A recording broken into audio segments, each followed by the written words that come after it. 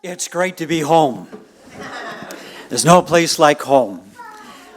You know, the last time Dalreen and I were here was February 2020. And that's a long time ago. And it's so good to see so many faces that we remember from those days.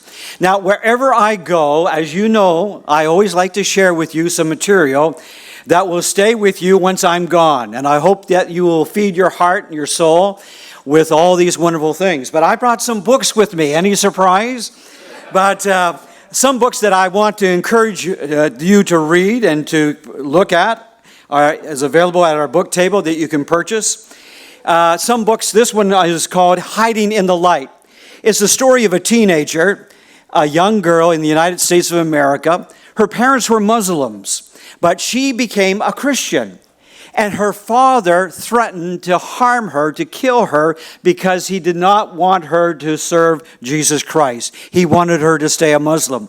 And this book tells the amazing story of how she survived that experience and how today God has used her in a remarkable way. If you want a book that will inspire you, that one will. As well, another book entitled Women Who Risk, which is stories of women in the Middle East who have all experienced Jesus, coming from a Muslim background, and what they encountered and what they experienced, and how God saw them through difficult situations and different experiences. If you're interested in China and End Time Prophecy is a book that will help you to understand how China fits into the end times. And I also have some other books here. This is not a Christian book, but it's a secular book. But it will help you understand persecution in North Korea. It's The Girl with Seven Names and how she escaped from North Korea and her journey to freedom in the West. And this book will challenge you and help open your eyes to that aspect. Another Christian book is Smuggling Light, which is the story of Sister Esther, a Chinese North Korean who lived in China, but God gave her a burden for reaching the North Koreans in her country, as well as then God leading her to go into North Korea as a missionary. She wasn't young. She was in her 60s, probably in her 70s, and you'll read stories of how she smuggled the Bible into China, how she was arrested, and how she endured that time, and how God brought her out of prison. This book has been one of the top books that people have asked for wherever we go, but this book will inspire you and motivate you. Buddhism remains a stronghold in the world, and this is a book about a Buddhist monk who came to faith in Christ, entitled Leaving Buddha. If you want a book that will challenge you, open your heart to pray for the Buddhist world. The Buddhist world is very hard to penetrate with the gospel, and many have tried and given their life and ministry. This book will open your heart and hopefully give you a burden in praying for the Buddhist world. One other book that is a new one since I was here is called Shackled. And let me just tell you a little bit about it. It's the story of a woman who grew up in Somalia, or Sudan, I should say. And her father was a Muslim, and he died when she was 6 years of age. And her mother raised her in the Christian faith. And this is an actual picture of her, Miriam, right here. And after a traumatic childhood, she became a successful business person, married the man she loved, and she had a beautiful baby boy. But one day in 2013, her world was shattered when Sudan authorities insisted she was a Muslim because of her father's background, not because of her own decision. She had broken the law by marrying a Christian man, and she must both abandon her marriage and her son and adopt Islam.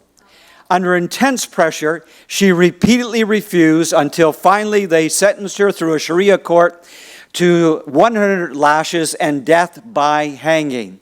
This book tells a remarkable story. She's alive. God rescued her. This is an amazing story that will challenge your faith of what many Muslim women face, or Christian women face, in the Muslim world. This book will inspire you and motivate you and hopefully help challenge you to live for Jesus where you are. If you're wanting to know how to pray for the persecuted church, I prepared a little sheet for you. You can pick it up. This one's free of charge. There's a cost for the other ones.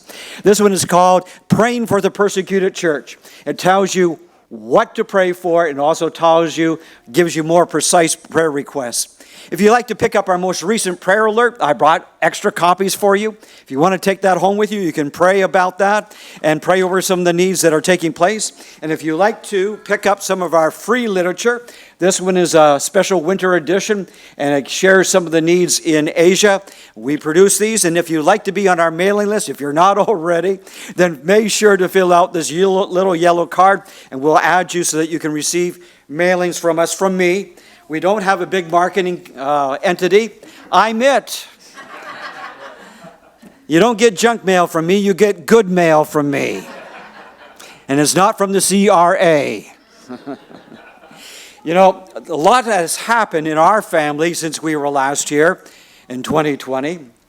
And 2 years ago, in fact, for many years, we used to bring our daughter Destiny with us. Anyone remember our daughter Destiny?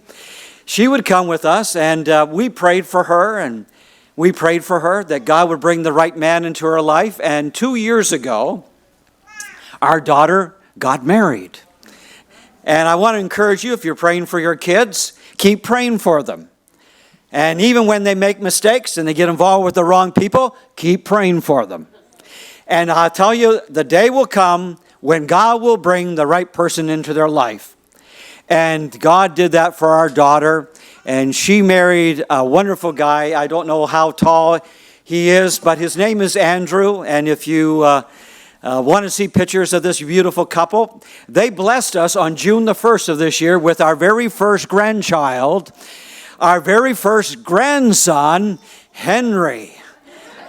And we just love this little guy. And I said to my wife, would you like to get up and share a few words? And she said, no, I only do that one-on-one. I don't do that out in front. And but I'll tell you, she has a cell phone, and it has an app with all kinds of pictures of our grandson. And that's what happens when you have a son-in-law that's a techie. And he works for TELUS and technology aspects and developing apps. And so he has taken with her, our daughter, beautiful pictures. And then the other wonderful thing that happened to us, our oldest son, 2 weeks later after the birth of our grandson, got married on June the 14th, Devin. And you haven't seen him here, but he was here back when we had a special celebration for Joan when she retired from nursing at the Cambridge Memorial Hospital. I think it was Memorial Hospital, yeah. Shawville Hospital. Wow, I'm back in Cambridge. No wonder I feel at home as well. And we were all in here. We met at Grace to celebrate Joan. There's a lot to celebrate about Joan. And she's my wonderful mother-in-law. I'm her best son-in-law. In fact, I'm her only son-in-law. And I'm very thankful that she allowed us to come up to visit her and to be with her for just a few hours yesterday and today, and then we'll head back. And it's great to be here. We have so much to be thankful for. And I tell you, I love seeing you dedicate your child this morning, this beautiful little life that God has given you. And there's something about them. And even though, you know, our family is known as the D family. My name is Dale. My wife's name is Dalreen. Our children's names all start with D: Devin, Dustin, Destiny, and Dylan. And for a time, we even had Daisy the cat and Dusty the cat. And when our daughter married Andrew, we thought, this is a problem. So we call him Drew. You get it? He fits in wonderfully. You know, I'm reminded, I'm going to be a little humorous right now because I'm going to get really serious in a moment. But I want you to know I have a funny side, but I also have a serious side. But there's a story about a couple from Minnesota, and they were experiencing a very cold and dreary winter. And so they decided, why don't we go down to Florida in the middle of winter and experience some good warm weather? And they decided, why don't we try and stay at the same hotel where we honeymooned 20 years earlier? And so they made the arrangements, and the only hiccup in their plans was that they couldn't get seats on the same flight. And so they agreed that the husband would fly down on Thursday, and then on the next day, on Friday, the wife would follow. So the husband arrived safely in Florida and checked in at the hotel and made sure everything was right. And he wanted it to be perfect so he could celebrate with his wife their anniversary. And he decided to send his wife an email letting her know that he had arrived safely. He didn't have a cell phone back in those days. Well, he inadvertently, as he was typing the email, he made a slight little mistake. He left out a letter in his email to his wife. And so the email that he was wanting to send to his wife went to somebody else. And the recipient of this email was a woman living in Houston, Texas, who earlier that morning had buried her husband. Her husband had been a minister for many years. And in the evening, she said to her family who had gathered in the home, you know what it's like when families all gather to mourn and to grieve and to celebrate the life of a loved one. She said, you know what, I'm just going to go to my computer. I want to check the email and see if I've received any letter or any emails from friends and family members that would be words of condolence and words of encouragement. So needless to say, when she went to the computer and she sat down, she opened up the very first email. And she fainted in the chair where she was, falling onto the floor. Her son came rushing in and he heard a thumping sound. And he discovered that he helped his mom back up after she had fainted and she was okay. And then he looked at the computer and screen, and this is the email that he found. It was written like this: to my loving wife, I've arrived. I know you're surprised to hear from me. They have computers here now, and you're allowed to send emails to your loved ones.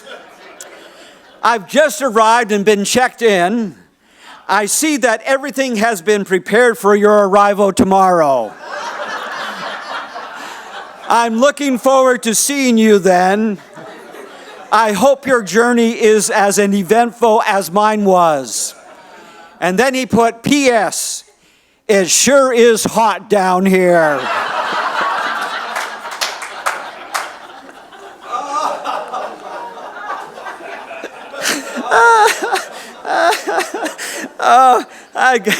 When I came across that, I said, I got to share that. Oh, I laughed then and I laugh now. It sure is hot down here. You know, this past year I traveled to Asia. I spent a month traveling throughout Asia. I arrived and I flew from Toronto to Vancouver to Bangkok, and then Bangkok into Ho Chi Minh City into Vietnam, and then traveled for 3 or 4 hours to the south of Vietnam where we trained pastors who had gathered from all around. The amazing part, we were in a Baptist church. It was a charismatic Baptist church at that.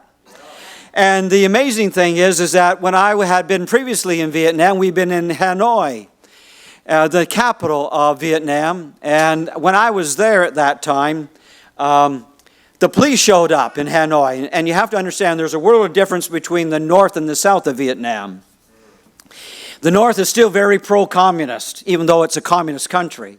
The south is still very Americanized, like Ho Chi Minh in the south, because that's where America was basically based during the Vietnam conflict.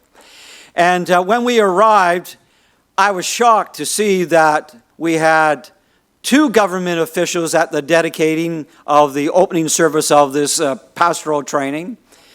And we had 2 undercover police officers there as well. And we all honored them. What a change from arguing with them in Hanoi to being in the south, and now we are there. And you have a video camera, and hi to all those that are watching live on Grace Television. But in this particular occasion, we had a TV or a camera at the back, and the government gave us permission to broadcast the training to 500 churches in Vietnam. Wow. Communist Vietnam. It was an amazing experience. And of course, throughout the week, we would have people come in and befriend us, and we didn't know whether they were undercover police officers or not, but it was just an amazing time we had. From there, I traveled from Vietnam to Thailand for an Asia Link conference where we had workers from all across Asia gather. And then at the end of the conference, we traveled into the country of Cambodia. And while we were in Cambodia, the place of the killing fields, and while we were there, we were part of a medical mission. We had 2 doctors from the West, 4 nurses from the West, and we had 2 doctors from Cambodia, one a Christian one, the other a Buddhist one. And he was this Buddhist doctor. Every time we do a medical mission in his home country of Cambodia, he says, I want to be a part of this because you Christians, you love my people. And so we went to an area where people have no medical attention at all. There's no doctor for them at all. They receive no medicine. They have no place to go. There's no pharmacy close by for them. And so we did a medical mission, and we touched, and it was an amazing experience. And what we would do is they would line up outside the church building, and they would come in groups of about 5 or 6, and there we would have 4 or 5 tables with nurses and doctors who would prescribe, and we had medical tests, some medical tests that could be performed. And then when they would leave, we gave them the option, because this is a Buddhist country, we gave them the option, would you like to be prayed for? And so I was part of the prayer team with about 4 or 5 others, and then a whole host of Cambodian pastors who didn't speak English. And we had an amazing experience that many came and sat down, and we prayed for them, and we kept tally. Over 170 people were healed. They were touched by God. I want you to know God is still working miraculously. Amen? God is still concerned about our lives. And what a wonderful way it was to be there bringing hope to people who had no hope. From there I traveled through Malaysia, Kuala Lumpur to Dubai in the Middle East, and then flying into Pakistan. And when I arrived in Pakistan, Pakistan is a Muslim nation of 255 million people. And it is roughly like 98, 97% Muslim. And what an experience it was. And I want you to know I'm going to be talking a little bit about my time in Pakistan, but I'm going to look back to a previous time that I was in Pakistan. This time, I'll show you some pictures when I'm back again, but this time when I arrived, I was treated like a government official. I had a police with me all the time. Wherever I went, I'd have a police escort with sirens blaring. I'm just a lowly Westerner. This is a city of 2 million people. When I arrived at the airport, I was the only white person there. When I left that airport to fly home through Dubai, I was the only white person still in that airport. They looked at me, they questioned me, what brought you to our country, everything else like that. They're suspicious. Every time I left the hotel, they'd take a picture of the vehicle I was in. They'd take a picture of the driver, of the vehicle, of the license plate. And my contacts there would wait till the police paddy wagon showed up with blaring away in the air to take me to where I was going. They restricted me. They said, no, you can't visit this person. You can't visit this pastor. You can't do this. And so I had to hire a Muslim lawyer. Thankfully, the Muslim lawyer became a Christian. And he went and he protested with the police, and he was able to get me more freedom so that I could travel a little bit more. And in this city of over 2 million people, there were only 200 Westerners in that city.